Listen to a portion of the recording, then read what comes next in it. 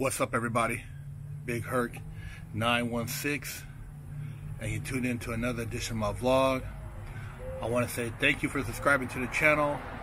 Thanks for your support. I appreciate all the positivity, and you know, I'm all about motivating and sharing insight on life.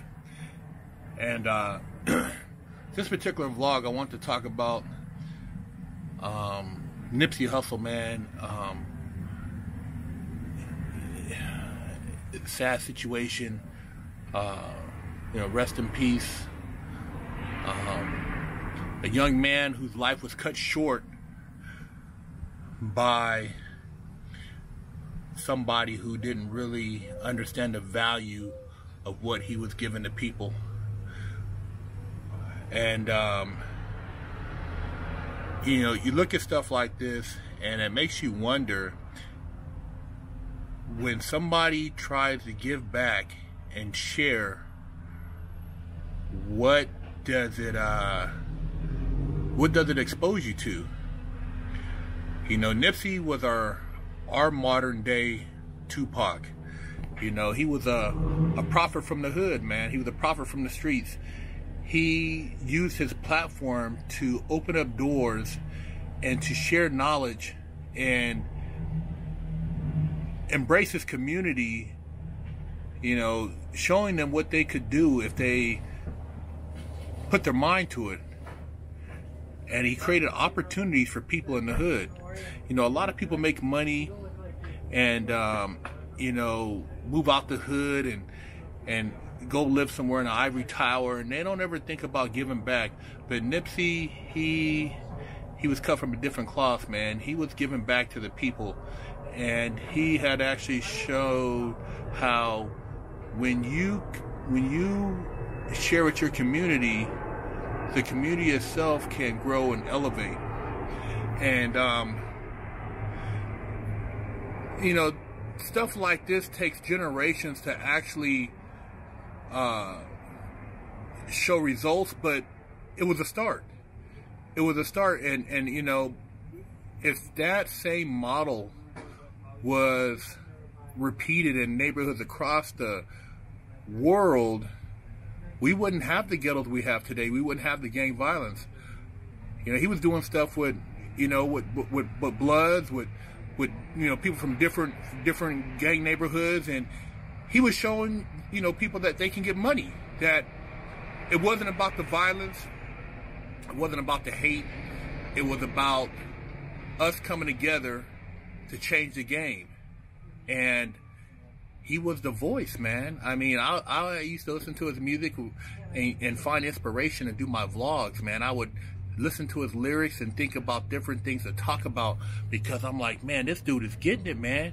You know, he's from 60s. He's a real street dude, and you know, I know a few cats from 60s that are you know, solid dudes, man. And I just like felt like I had a connection with him, even though I never knew Nipsey. I never met him, but you know, just through his music, I felt I had a connection. And he just opened up he opened up a lot of doors for people, and he exposed a lot of his homies and his friends to parts of the world I know they probably would have never seen if it wasn't for Nipsey. And you know, one of the things what keeps the black community back, you know, what keeps a lot of people, you know, stuck in the everyday life of just repetitiveness, is the fact that they don't have the financial ability, the monetary know-how to travel, to venture out to other places to see opportunities that are available around the globe. Nipsey was doing that. I've seen a video when he, I think, was in Denmark or somewhere, or Holland, and he was just, you know, talking about cryptocurrency and investing in business, and he was all over the place, man. The guy was making moves, and it was positively impacting people around the world. A lot of people didn't know about Dr. Sebi, and he was bringing that to light. You know, this gentleman, this black doctor who was actually curing people of AIDS, herpes, working with a lot of people, helping them get their health right. He had worked with Left Eye before she had passed away, and had helped her with some of her, her illness that she was dealing with, sickle cell. And, he had worked with Michael Jackson before he passed. So Dr. Sebi, was someone who had really changed the game when it came to health. And, I went to trial in the state and the feds and beat them both, for, saying that he had actually cured people of certain diseases and, helped them. So Dr. Sebi was the real deal. And, Nipsey was bringing light to that, man. It's crazy because they said a black man killed him, ran down an alley, jumped in a car, had a hood. And it's just ironic, man. A black man killed this other black man for what reason? Nipsey wouldn't, it wasn't like there was all this gang stuff going on. He was on some other shit, man. He had been involved in gangs in the past, but he had took his life and really was on an upswing, man, that was gonna just change the world. And black man. It's like, is he a patsy? Who is this guy? And right before that, he had a tweet that went out about your enemies making you stronger. Now, is this coincidence? Or is this,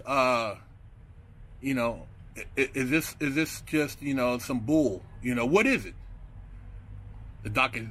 Sebi documentary about to come out, all of a sudden a tweet, and then we had this hooded guy who, in broad daylight, ran into the complex where this man's businesses were and just shot him up six, I think he got hit, I want to say 6 times, and then shot 2 other people and took off. Come on, man. It ain't right, man. It ain't right, man. And Dr. Sebi spoke on it. Nipsey spoke on it. I mean, you have a guy who's from the street speaking on it as far as health, and it directly correlates with behavior. I was watching another video when another brother said the same thing, where you talk about health in the black community, in the ghettos, in the hood, and you're eating sugar corn pops, you're eating generic milk, processed meat, you're eating sugar infused drinks, all these preservatives, and you mean to tell me that that's not affecting the behavior of people?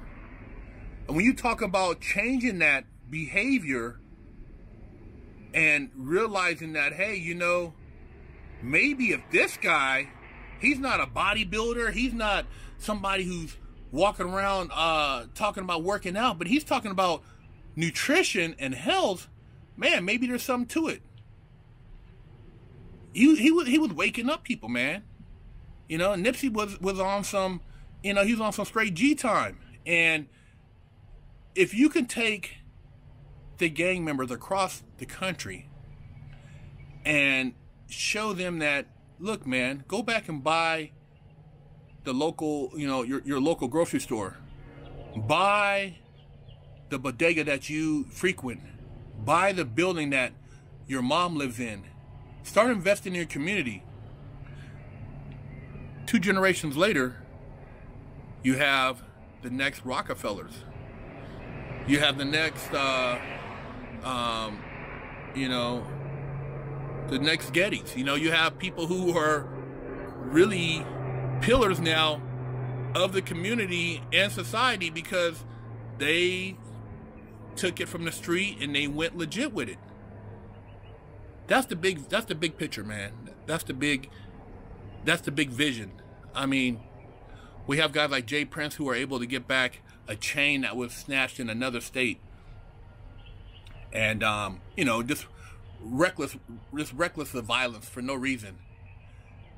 And then we have this gentleman who was, you know, advocating success, positivity, you know, education. Man, we're not even scratching the surface on our potential, man. There's other Jay Princes out there, and there's other Nipseys out there, and you know, you guys have so much to offer, and you can change so much in your communities, man. You know, let's make it happen, man. You know, you know, I try to sit back and figure out what I can do to share with people so that they don't fall into the same, you know, train of thought I was in when I was a young knucklehead and had a propensity for violence and just stupidity.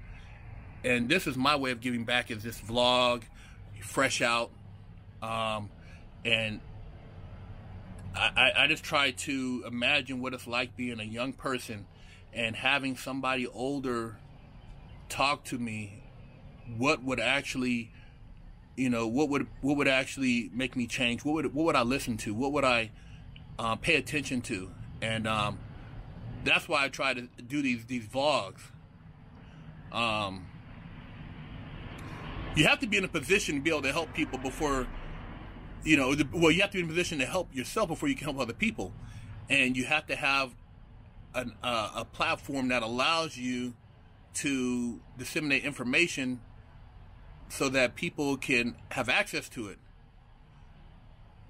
I know that where I'm at right now is I'm in the building process, and, you know, eventually it will be able to grow, and, you know, I'll be able to help more people in my community and hopefully share with, you know, the youngsters there. But I can't really do anything right now because I'm not in a, you know, that type of position of power yet where I could go and just drop, you know, all type of money into a place and have you know, a sanctuary for kids to learn. But that's the ultimate goal, is to be able to do that and give back like how Nipsey gave back. You know, the barbershop, the clothing store, the restaurant. I think that's just a beautiful thing, man. You know, and showing people how to purchase property, how to create income property, how to monetize their reality. You know, people you know, people could say what they want about the music. You know, that was his reality, that was he was speaking on. But when you took the music and you listened to what he said and the direction he was going in, you know, hustling his whole life, you know, just making things happen. Man, it was a beautiful thing, man. Nipsey was, you know, dude, you know, double up, you know what I mean? It's just like Nipsey, man, he just had you on one, man. The dude, he really had, he had that gift. And, man, it's just crazy, man. I couldn't believe it, man. I didn't think it was real, you know, when I heard that. I'm like, nah, not Nipsey, man. This guy, he was just sitting there hanging out watching Final Four, man. I mean, not Final Four, March Madness, you know, and chopping it up, man. And he was somebody that you could see, you know, he was a real dude. He wasn't hiding from the public. And, you know, we have whoever this patsy is, whoever this treacherous individual who decided to take his life, man. It's gonna come out, man. It's gonna come out, the truth, you know. It's gonna surface. And my condolences go out to Nipsey and his family, you know, to Lauren London, you know, the kids, you know, everybody from, you know, his neighborhood, 60s, you know. It's just man, you know, there's people that come along every so often that really make a difference. And he had already made it, man. He made it through the trenches, man. And to to meet this type of fate, man, it's just not right, man. It's not right. Oh man. Anyways, you guys, I just want to talk about that, man, and you guys out there who are you know, whether you're a square, you're a street dude, you know, take the time out to assess your life.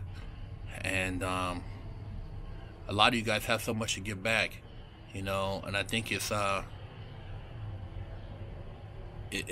almost like your duty to share that knowledge, because so many people need guidance in today's day and age. A lot of youngsters are lost.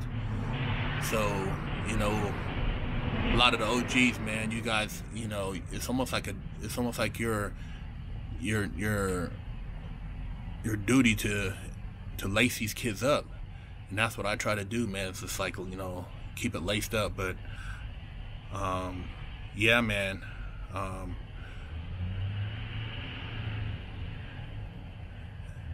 you guys stay positive.